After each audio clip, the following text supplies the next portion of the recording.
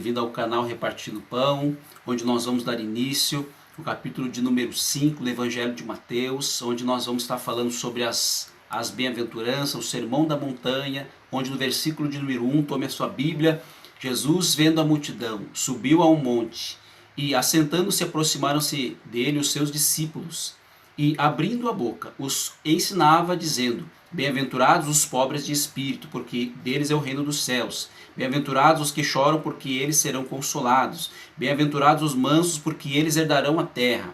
Bem-aventurados os que têm fome e sede de justiça, porque eles serão fartos. Bem-aventurados os misericordiosos, porque eles alcançarão misericórdia. Bem-aventurados os limpos de coração, porque eles verão a Deus. Bem-aventurados os pacificadores, porque eles serão chamados filhos de Deus. Bem-aventurados os que sofrem perseguição por causa da justiça, porque deles é o reino dos céus. Bem-aventurados sois vós, quando vos injuriarem e perseguirem, mentindo, disserem todo mal contra vós, por minha causa. Exultai e alegrai-vos, porque é grande o vosso galardão nos céus, porque assim perseguiram os profetas que foram antes de vós. Meus queridos, bem-aventuranças ou beatitudes fazem parte desse sermão maravilhoso de Jesus. Ele foi o pronunciador desse magistral sermão, como fundador e legislador da nova aliança. O interessante é que Jesus vai ministrar sobre uma realidade difícil de se alcançar, mas é necessária para o reino de Deus. Jesus ele está expondo as bem-aventuranças, as condições essenciais para, vamos dizer assim, se obter um direito de cidadania no seu reino. Bem-aventurado é um adjetivo que significa muito feliz, muito abençoado. E com essas bem-aventuranças, o Senhor Jesus nos mostra que é possível ser feliz, revelando como deve ser o caráter daqueles que buscam o reino dos céus. Ou seja, são atitudes que agradam a Deus e trazem bênçãos. Jesus aqui inverteu muitos valores comuns, trazendo uma mensagem de conforto e até inclusão social. E essa mensagem ela não segue a lógica deste mundo. O seu discurso encontra lugar nos corações dos indefesos, dos rejeitados e marginalizados por aquela sociedade.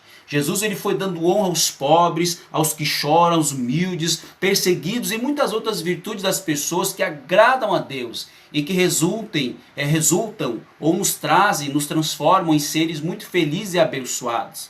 Ele abençoa aqueles que sofrem, os desprezados por amor a Deus, por amor a Ele, mas que no final serão recompensados. E essas virtudes ou boas ações que Jesus explicou devem ser feitas por amor a Deus e não para querer a admiração das pessoas. Meus amados, cada bem-aventurança consiste em duas partes, uma condição e um resultado. Vamos falar aqui sobre cada uma de uma maneira um pouco reduzida e objetiva. Os pobres de espírito ou humildes de coração, porque deles é o reino dos céus. Jesus não está falando de uma pobreza econômica ou uma pobreza material, mas sim daqueles que reconhecem sua miséria moral e seu vazio espiritual.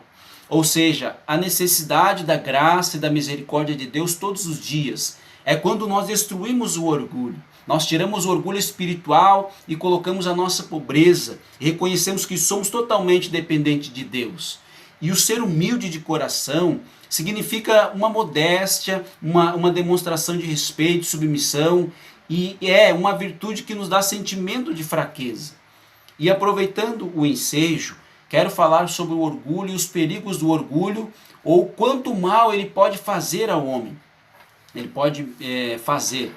E, primeiro lá na carta de João, capítulo de número 2, versículo 16, nós lemos que está escrito que porque tudo que tem no mundo, tudo que há no mundo, as concupiscências da carne, as concupiscências dos olhos e a soberba da vida não é do Pai, mas é do mundo.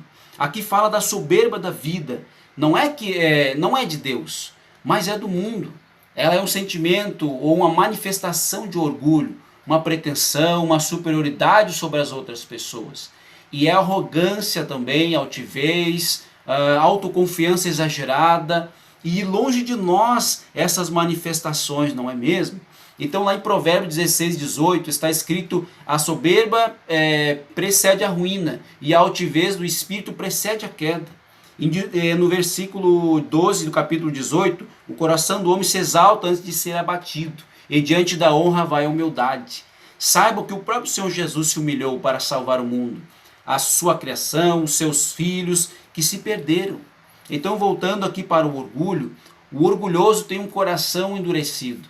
Ele é presunçoso, não anda para frente, fica se achando sabedor de todas as coisas, não abre espaço em si mesmo para a entrada do novo. É uma pessoa cheia de si mesma, não dá o braço a torcer, está sempre com a razão, não reconhece a si mesmo como uma pessoa comum, capaz de erros e acertos, é de uma ausência de compaixão e misericórdia em sua alma.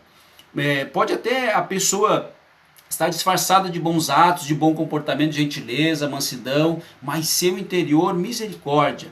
Bom, concluímos que Deus não se agrada do homem ou da mulher orgulhosos. E se você é uma pessoa humilde, você vai se achar... se você é uma pessoa humilde, nunca vai se achar melhor do que os outros, não é mesmo? Nunca vai querer humilhar ou pisar em alguém. Voltando aqui no texto, bem-aventurados os que choram, porque eles serão consolados. São aqueles afligidos que com paciência sofrem por causa da justiça, mas não desistem, continuam a praticar o bem. É quando choramos na presença de Deus, aí confrontando os nossos pecados com a santidade de Jesus. Esse choro, ele traz benefícios a nós mesmos, pois traz arrependimento e também nos ajuda a limpar as nossas almas. Traz a comunhão que precisamos com o nosso Pai. Lembre que até o Senhor Jesus, quando Ele deu a sua vida por nós, Ele chorou. Faça uma observação. Existem muitas pessoas que não se derramam diante do Espírito Santo de Deus. Não derramam uma só lágrima. Lembram do rei Davi, no capítulo 51, versículo 17, nos Salmos, os sacrifícios para Deus são um espírito quebrantado. E um espírito quebrantado e contrito não desprezará, ó Deus. Meus queridos, devemos sempre em oração se entregar verdadeiramente diante de Deus com o nosso melhor, sinceridade a Deus, pois é isso que Jesus está esperando de cada um de nós. E Deus jamais rejeitará esse coração. Agora, bem-aventurados os mansos, porque eles herdarão a terra. Assim como o Senhor Jesus foi manso na terra, seus discípulos também devem ser iguais a ele. E quando estamos mansos, não praticamos nenhum mal, ou violência, aí nos aproximamos mais de Deus. Os mansos acham em Deus o seu refúgio e lhe consagram todo o seu ser, o seu coração, e também são humildes, submissos diante de Deus. Agora os que têm fome e sede de justiça, porque eles serão fartos. Aqui para nós não fazemos justiça com as nossas próprias mãos, mas esperar a intervenção divina, que tudo dará certo no final. E é um dos elementos da armadura de Deus. É a couraça da justiça, que está lá em Efésios 6,14. Estais, pois, firmes, tendo cingido os vossos lombos com a verdade e vestido da couraça da justiça. Quem ama Deus, ama a justiça e procura fazer o que é certo, não é mesmo? Pois o pecado causa injustiça, mas quando Jesus voltar, ele vai restabelecer toda a justiça. E agora, vamos ver aqui os bem-aventurados misericordiosos, porque eles alcançarão misericórdia. São aquelas pessoas que desejam conduzir os sofredores à graça de Deus por meio de Jesus. Pois são pessoas cheias de compaixão e dó para com aqueles que sofrem por causa dos pecados ou aflições. E quem é salvo por Jesus aprende a ter misericórdia das outras pessoas. Então aqui podemos observar que podemos em oração clamar misericórdia de Deus todos os dias. No livro de Salmos, capítulo 33, verso 18, eis que os olhos do Senhor estão sobre os que o temem, sobre os que esperam na sua misericórdia. Lamentações 3, 22, as misericórdias do Senhor são a causa de não sermos consumidos, porque as suas misericórdias não têm fim. Olha que lindo isso. Glórias a Deus por suas misericórdias, essas misericórdias. Na carta do apóstolo Pedro, capítulo 2, versos 10, vós que em outro tempo não eres povo, mas agora vós sois povo em Deus, não tinhas alcançado misericórdia, mas alcanceis misericórdias. Veja bem, reflita e responda a você mesmo se tem usado de misericórdia em tudo em sua vida, para que Deus sempre use quando você precisar. Vamos ver os limpos de coração, ou puros, de coração, porque eles verão a Deus. Essa é uma das mais claras bem-aventuranças. Quando somos puros e temos essa pureza e simplicidade em nossos corações, é que nos aproximamos mais de Deus, pois nada de impuro pode entrar na presença de Deus. Agora os pacificadores, porque eles serão chamados filhos de Deus, são aqueles que agradam a Deus. Ou seja, quando vivemos em paz, pregamos a paz, E o nosso amado e bom Deus, né, sempre foi contra a violência, a guerra. Ele valoriza sempre a paz. O Senhor Jesus é o príncipe da paz, não é mesmo? Filipenses 4, versículo 7, diz que a paz de Deus, que excede todo o entendimento, guardará os vossos corações e os vossos sentimentos em Cristo Jesus. Meus amados, como seguidores de Jesus, como chamados para vencer, somos chamados a vencer a guerra com a paz, o mal com o bem. Assim são os verdadeiros filhos de Deus. E os que sofrem, agora os que sofrem perseguição por causa da justiça, porque deles é o reino dos céus. Bom, aqui temos que relatar, de fato, ser cristão nos dias de hoje é defender princípios e protestar acerca de valores, ética, moral, caráter, usos e costumes e muitas outras coisas. Pode ser muito sofrido em alguns lugares ou nações onde cristão não é bem aceito.